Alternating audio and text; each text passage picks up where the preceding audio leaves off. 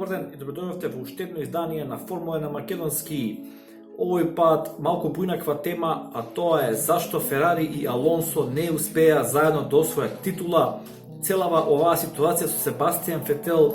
со неговото доаѓање во Ферари, со ветувањето за шампионска титула, со надежта кај феновите за нова шампионска титула на Ферари, ме подсети на исто во ова што се случи и со Алонсо, како некое дежаву, како нешто што веќе го имаме видено. Па затоа би сакал со вас денеска да поразговарам што се случи со Алонсо и Ферари, зашто таа авантура не заврши барем со една шампионска титула.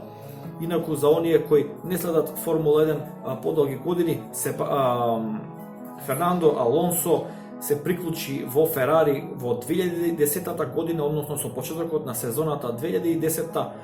и веднаш на самата прва трка успеа да оствари победа. Тоа донесе голема радост за тифозите, на вистина ги подигна акциите на Ферари и сите веднаш мислевме дека е тоа вистинскиот избор, дека тоа е добитната комбинација, еден агресивен, млад и екстремно брз Алонсо во црвениот болид, легендарниот болид на Ферари, кој од секогаш важел за еден од најдобрите болиди и како исто така и како тим, еден од најдобрите тимови во падокот, односно во Формула 1. Меѓутоа, додека Фернандо Алонсо тогаш разменуваше удари со младиот Луис Хамилтон, тогаш во Мекларен, Мерцедес и Дженсон Батон, Себастијан Фетел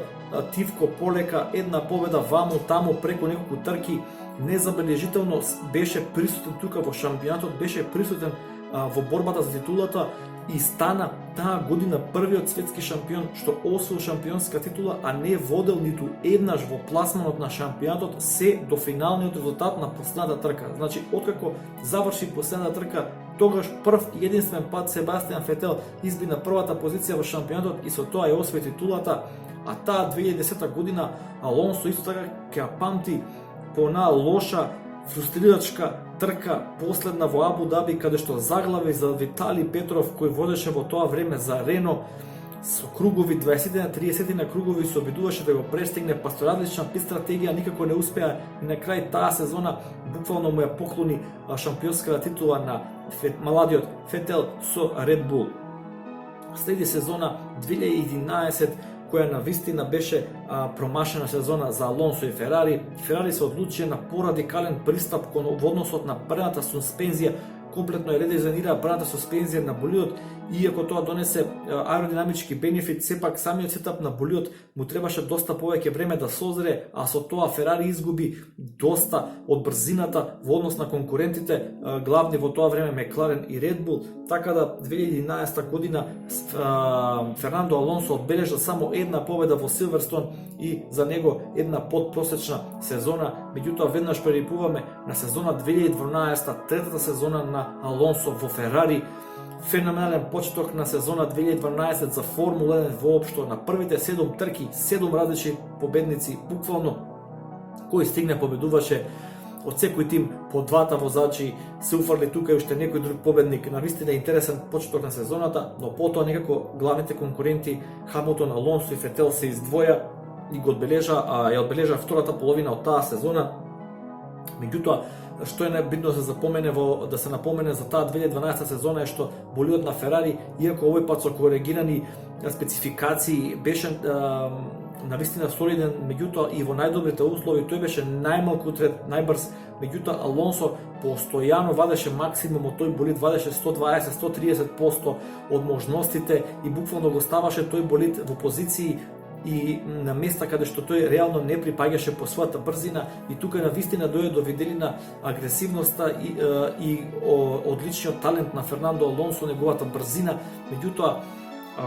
и таа сезона трет пат поред не успеа да го совлада Себастијан Фетел, борејќи се со него и со Луис Хамилтон за само 3 поени разлика ја изгуби титулата таа година. Меѓутоа треба да се напомене дека таа година не само што Ферари го има третиот најбрз болид во падокот, меѓутоа и среќата не беше на нивната страна. Роман Грожан со еден камикази потек го собра Алонсо, Хамилтон и што неколку болиди на самиот прв свиок во Спа, големата награда на Белгија. Во Кина има катастрофален лош пит стоп и Фернандо Алонсо заврши само 9 во Јапан. Фернандо Алонсо од пол позиција судар со Кими Реконен, кој во тоа време водеше за Лотус, исто така во првиот свиок, и може да се каже слободно дека во сезона 2012 и среќата некако го сврте грбот, и тука почна веќе да пука тиквата помеѓу Фернандо и Ферари. 2013 година одбележуваме уште една лоша сезона за Алонсо и Ферари, само 2 победи и неколку подиуми, навистина уште една разочарувачка сезона, додека Себастијан Фетел ја прослави својата 4-та титула поред. Тоа навистина му пречеше на Фернандо Алонсо, бидејќи он во неговите очи и во неговиот дух беше убеден дека е он многу подобар возач од Себастијан Фетел во тоа време, меѓутоа ги немаше истите средства на располагање како и Фетел, односно победничкиот болид. И 2014 веќе доаѓа турбо хибрид ерата, доаѓаат новите правила кои беа буквално нацртани и предложени од Мерцедес и прифатени од ФИА. Тука Мерцедес ги згази сите во 2014 година и тука Ферари прва сезона по многу години без ниту една победа, само со неколку подиуми и со најслаб пласман како четврто пласиран кај конструкторите. Тоа дефинитивно ја прели чашата, ја пукна тиквата и Фернандо Алонсо тука заврши со Ферари, реши да го напушти Ферари, се одлучи за еден нов проект наречен Мекларен Хонда, кој од оваа гледна точка исто така беше екстремно неуспешен, меѓутоа тоа е што е. Фернандо Алонсо, иако екстремно брз, иако екстремно талентиран, малку неговите трансфери беа во чудни времиња, во чудни тимови, меѓутоа секогаш наоѓаше начин да се избори, нели? И сега се постава прашањето која е реалната причина зашто не успеа таа синергија помеѓу Ферари и Алонсо. Дали тоа беа лошите политики на Стефано Доминикали, кој беше екстремно деструктивен како водач, кој го водеше Ферари во многу погрешни насоки, многу пати сред сезона менуваше одлуки кои беа од витално значење за тимот. Дали е тоа Фернандо Алонсо, кој иако беше екстремно брз на патеката, меѓутоа не стоеше настрана од политичките игри во тимот, тој знаеше да направи раздор во тимот, да влече луѓе на негова страна, да направи буквално 2 кампа во еден исти тим, и многу од инженерите како Андреа Стела и како некои други клучни фигури кои заминаа, потоа отидоа во Мерцедес и ги го направија тој нивен победнички болид, заминаа според некои шпекулации токму поради Фернандо Алонсо, или дали едноставно среќата им го сврте грбот. Јас мислам дека е еден сублимат од сите овие три, дека и делумно стратегијата на Стефано Доминикали навистина беше лоша во Ферари. Фернандо Алонсо со неговиот политички пристап и со поделбите во тимот кои ги создаде со неговото силно его, и дефинитивно некои моменти навистина не можете да се борите против нив, едноставно среќата ви го врти грбот, така да сублимат од сите тие три работи доведе до тоа да Фернандо Алонсо никогаш не го исполни ветеното, а тоа е да донесе трета титула за него и прва за Ферари по Кими Реконен во 2007 година.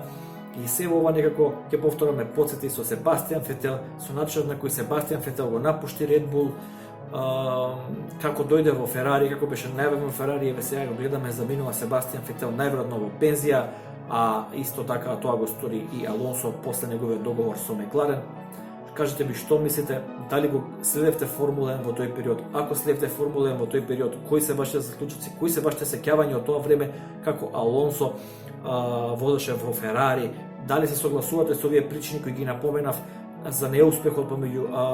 од соработката помеѓу Алонсо и Ферари? Како и секогаш, вашите коментари се добре дојдени. Овој канал и затоа и постои комуникација со сите вас кои сме љубители на Формула 1. Ако ви се допаѓа содржините, лайк, шер и сабскрајб, и се гледаме во некоја следна прилика. Поздрав!